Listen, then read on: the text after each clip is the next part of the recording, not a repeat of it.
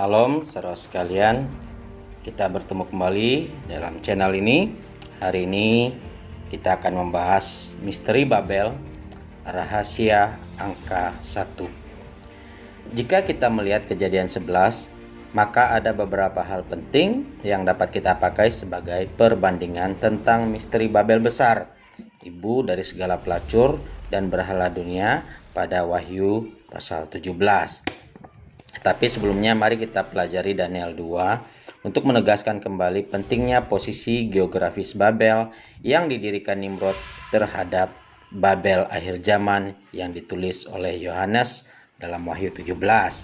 Daniel 2 menceritakan kisah Nebukadnezar yang bermimpi tentang patung yang melambangkan 4 kerajaan paling menentukan pada akhir zaman. Kerajaan Nebukadnezar, yakni Babel, dilambangkan sebagai kepala patung yang terdiri dari emas. Selanjutnya pada ayat 39 kita temukan kata, "Sesudah Tuanku akan muncul suatu kerajaan lain yang kurang besar dari kerajaan Tuanku." Di sini kita temukan sesuatu penafsiran yang agak berbeda. Kata yang diterjemahkan menjadi kurang besar berasal dari kata ara dan ditemukan sebanyak 21 kali dalam Alkitab dan diterjemahkan menjadi bumi, kecuali pada Daniel 2 ayat 39 ia diterjemahkan menjadi inferior atau kurang dari. Kemudian kata dari kerajaan Tuanku, tudi, berasal dari kata min yang punya banyak arti. Namun di antara semua pengertian kata itu tidak ada kata kamu, Anda, atau engkau. Beberapa pengertian kata min adalah dari, atau of, atau from, part, atau bagian, saya, before, di hadapan atau sebelum, di luar, atau out of. Jadi kemungkinan terjemahan dari ayat itu adalah, tetapi sesudah Tuanku akan muncul suatu kerajaan lain yang merupakan bagian dari bumi, maksudnya bumi pada waktu itu yakni kerajaan Babel. Jadi jika kita memperhatikan kerajaan Media Persia yang menghancurkan Babel, maka kita menemukan bahwa kerajaan Media Persia berasal dari luar kerajaan Babel, namun menguasai Babel, yaitu bumi yang dikenal pada masa Nebukadnezar. Kemudian dikatakan selanjutnya pada ayat 39 dari Daniel 2 ini, kerajaan ketiga akan berkuasa atas seluruh bumi, yakni kerajaan Yunani. Seluruh penafsir sepakat dengan itu. Nah, kemudian kita menemukan kerajaan keempat dalam Daniel 2 ayat 40, sebuah kerajaan yang mengerikan, kejam, dan dalam istilah Daniel adalah mendahsyatkan. Kerajaan ini adalah kerajaan campuran yang terdiri dari besi dan tanah. Jadi sebuah kerajaan yang tidak pernah benar-benar bisa bersatu. Jika ini Roma, mungkin karena Roma adalah kerajaan yang sangat erat kaitannya dengan besi, namun tidak terlalu pas karena adanya tanah liat. Tanah liat dan besi tidak akan pernah bercampur baik. Bisa saja ini berarti kerajaan Roma dan kerajaan lain yang kelak disatukan oleh sebuah kerajaan baru. Jika kita hari ini melihat Timur Tengah, maka kita akan mengerti hal ini. Negara-negara di sana memang tidak pernah bisa sungguh-sungguh bersatu, baik mengenai paham agama atau teologi antara Iran, bekas kerajaan Persia, dan negara lain di Timur Tengah, maupun sistem pemerintahan mereka. Contohnya saja, dalam kasus ISIS, negara-negara di sekitarnya justru yang menyerang dan menghancurkan ISIS, meskipun ada keterlibatan negara asing, yakni negara keturunan Yafet. Jika kita mengingat perkataan Nuh pada anak-anaknya, Nuh mengatakan Yafet akan memasuki kemah Sem dan Ham akan menjadi hambanya. Yafet yang diwakili oleh Amerika dan sekutunya serta Rusia membantu menghancurkan ISIS. Demikian juga Irak menginvasi Kuwait, Irak, Iran terlibat perang yang panjang dan sebagainya. Semua ini membuktikan Babel kelak benar-benar tercampur dan tidak pernah benar-benar bisa bersatu. Dan ingat bahwa keberadaan 4 kerajaan di Daniel 2 adalah bagian dari tanah Sinear. Nah, mari kita fokus kembali kepada Babel. Kejadian 11 ayat 1 sampai 4. Adapun bumi satu bahasanya dan satu logatnya. Maka berangkatlah mereka ke sebelah timur dan menjumpai tanah datar di Sinear, lalu menetaplah mereka di sana. Mereka berkata seorang kepada yang lain, "Marilah kita membuat batu bata dan membakarnya baik-baik." Lalu batu bata itu dipakai mereka sebagai batu dan tergala-gala sebagai tanah liat. Juga kata mereka, "Marilah kita dirikan bagi kita sebuah kota yang dengan sebuah menara yang puncaknya sampai ke langit, dan marilah kita cari nama supaya kita jangan terserak ke seluruh bumi." Jika kita memperhatikan firman Tuhan itu, maka kita akan menyimpulkan bahwa ciri-ciri Babel adalah sebagai berikut dalam hubungannya dengan angka 1. Apakah itu? Mari kita lihat. Ciri-ciri Babel nanti, yang pertama adalah satu bangsa. Mereka adalah satu kesatuan.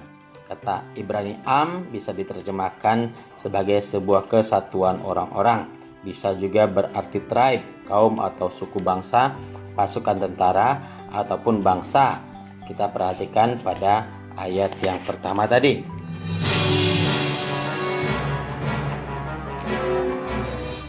Jika manusia berada dalam satu kumpulan, apa yang terjadi? Mereka akan punya gaya yang sama, mode yang sama, kebiasaan yang sama, dan bendera yang sama. Sebagai satu bangsa yang sama, mereka akan punya lagu kebangsaan yang menjadi kebanggaan mereka. Ingatlah tentang penglihatan Zakaria 5 ayat 5-11 bahwa perempuan najis itu akan dibawa ke tanah Sinear, di mana mereka akan membangun sebuah rumah baginya. Kata rumah berasal dari kata bait dalam bahasa Ibrani, sama seperti bait Allah di Yerusalem atau rumah hunian biasa. Jadi saya hanya mau Anda menyimpulkan dari apa yang saya sampaikan. Satu bangsa berarti mereka punya satu bendera. Bendera adalah lambang sebuah negara. Bendera itu akan menjadi simbol yang membedakan suatu kelompok dengan kelompok lain. Contohnya, dalam peperangan zaman dahulu, pasukan suatu negara yang membawa bendera atau panji-panji.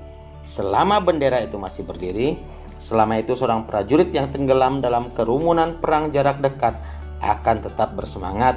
Ia tidak merasa sendirian meski dikelilingi musuh. Karena apa? Karena ia melihat bendera pasukannya. Apakah bendera Babel? Bendera Babel adalah bahasa Yunani yang diterjemahkan lain menjadi 666. Nanti kita akan bahas itu pada video selanjutnya.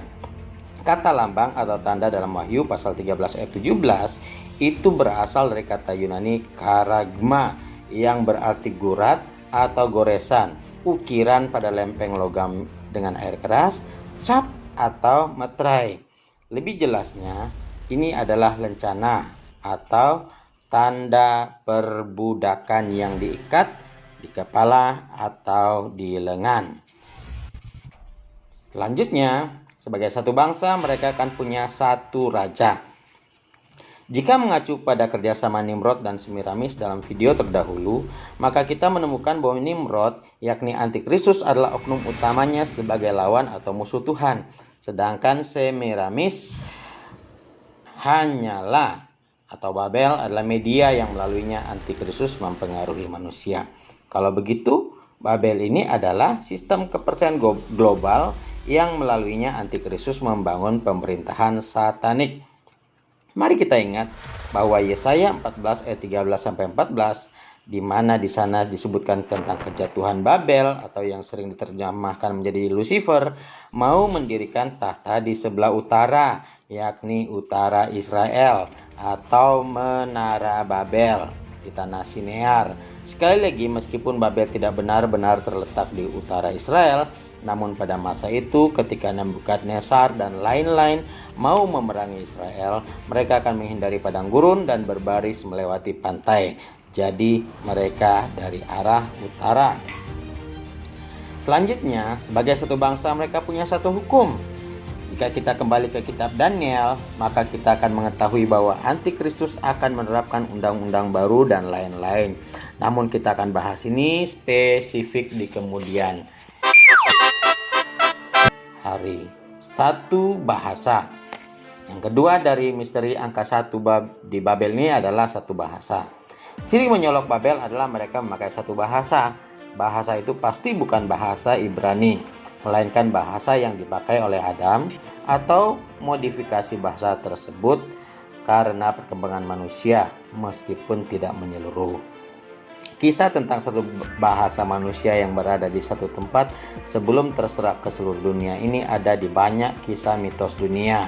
Contohnya dalam kisah rakyat dari sebuah suku di pegunungan Myanmar. Mereka bercerita bahwa dulu semua orang tinggal di satu desa besar dan berbicara satu bahasa, bla bla bla. Kisah serupa terdapat di Afrika, Asia Timur, Meksiko, dan lain-lain. Ini membuktikan bahwa kisah tentang Babel adalah kisah yang diketahui banyak suku dan mempunyai kebenaran yang dapat dipertanggungjawabkan. Mungkin dendam Nimrod seperti yang kita bahas dalam video terdahulu.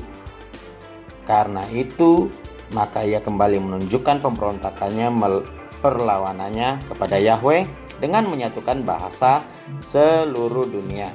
Cita-cita antikristus yaitu yang dilambangkan sebagai Nimrod melalui agama Babel adalah melawan Tuhan yang memerintahkan manusia memenuhi bumi.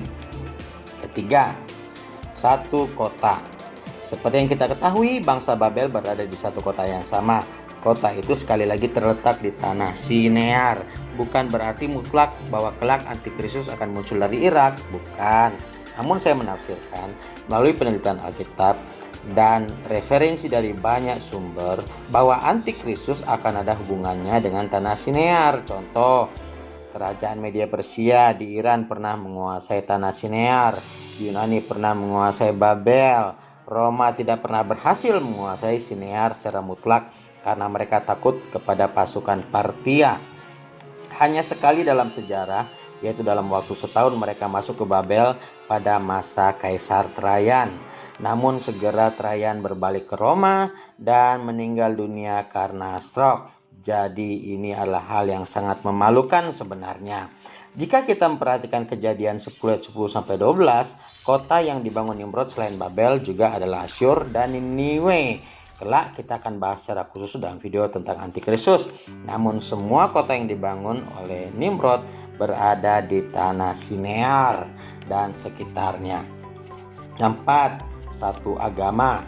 Hal ini sudah kita bahas di video yang sudah lalu. Sejarah menjadi saksi bahwa kesetiaan manusia terhadap agama lebih kuat dari kesetiaan mereka terhadap sebuah negara. Demikian pula Babel.